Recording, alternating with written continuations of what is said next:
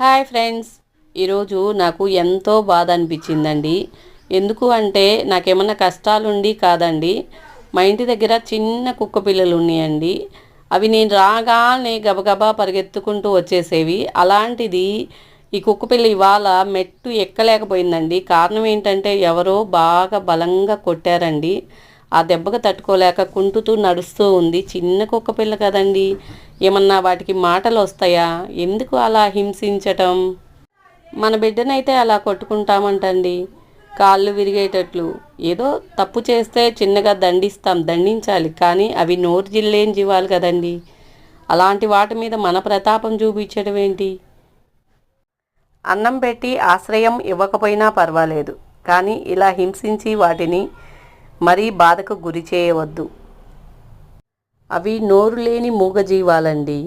మానవత్వాన్ని చూయించండి. అసలు ఈ వీడియోని వ్యూస్ కోసమో లైక్స్ కోసమో చేయట్లేదండి. ఇలాంటి పనులు ఇంకొకళ్ళు చేయకుండా ఉంటారు అని చెప్పేసి చేస్తున్నాను. వీలైతే షేర్ చేయండి. Thank you for watching. అయిపోయింది.